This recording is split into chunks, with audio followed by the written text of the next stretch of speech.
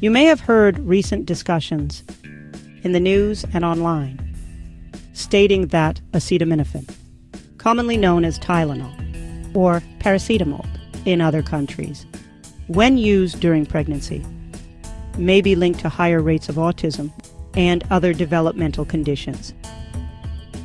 Tylenol is an over-the-counter pain reliever and fever reducer used to temporarily ease minor aches and lower fever. Keep in mind, acetaminophen is found in a lot of everyday medications, so always take a moment to check the active ingredients. Now, when looking at the research on Tylenol's safety, health organizations may interpret the evidence differently. For example, the FDA, which has issued alerts to healthcare providers and updated warning labels, notes that while some studies have found an association, a direct cause hasn't been proven, and further research is still needed.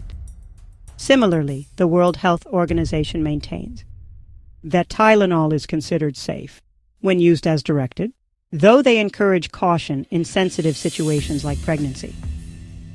Also, a recent systematic review using the navigation guide methodology, conducted by researchers from Harvard, Mount Sinai, and UCLA, examined this issue. The study found possible associations between prenatal acetaminophen use and outcomes such as autism or ADHD. But they highlighted that correlation doesn't mean causation, and more research is still needed, especially to understand the mechanisms and dose-related effects. The goal of this video isn't to take sides, rather to explain how Tylenol works and why its breakdown products can sometimes increase oxidative stress, a factor in the safety concerns regulators have raised. Understanding this starts with the basics. We'll begin with atoms, molecules, and electrons. Move on to discuss free radicals and antioxidants. Then connect that to how Tylenol is processed in the liver to form a byproduct called N-acetyl-P, benzoquinone imine, NAPQI for short. Think of atoms as letters, the tiniest building blocks of everything. When letters combine in the right order, they form words, which are like molecules.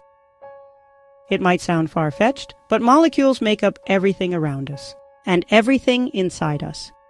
Water is one example. 2 hydrogen atoms and 1 oxygen atom. Table salt is another. Sodium plus chlorine. Now, another important detail. Inside atoms are smaller parts, and one of the most important is the electron. Electrons act like tiny connectors that help atoms stick together and keep molecules stable. If a molecule loses an electron, like a word missing a letter, it becomes unstable. This unstable molecule is called free radical. To fix itself, it steals an electron from a nearby molecule, and that can trigger a chain reaction of damage. Another way you can imagine this is like a chair missing one leg. It can't balance, so it grabs whatever's nearby to stay upright.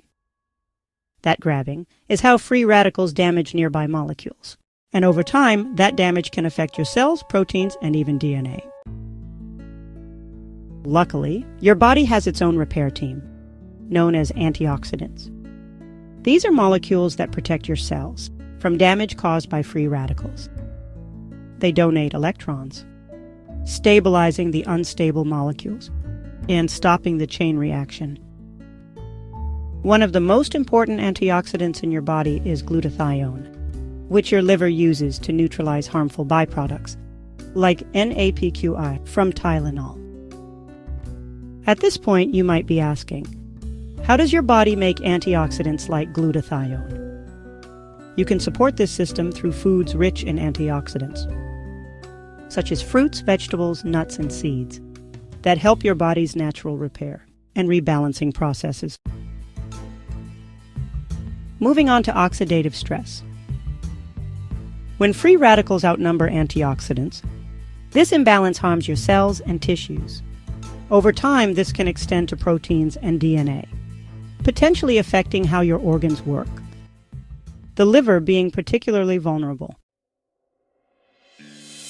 Now that we understand oxidative stress, it's time to address Tylenol's role. When your liver metabolizes or breaks down Tylenol, most of it is processed safely.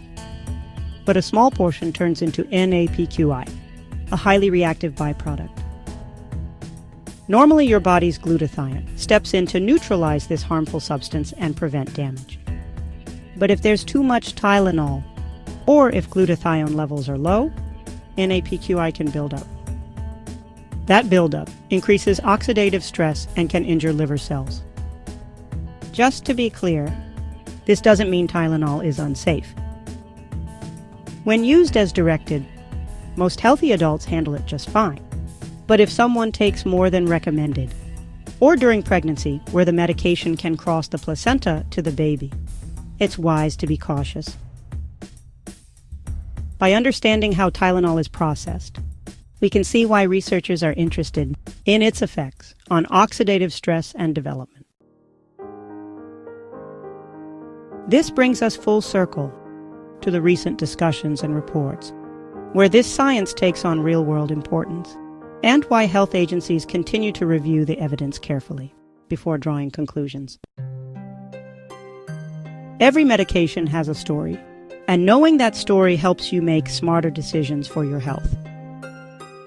If you enjoyed this video or found it helpful, go ahead. Like and subscribe to DelenHeart Health.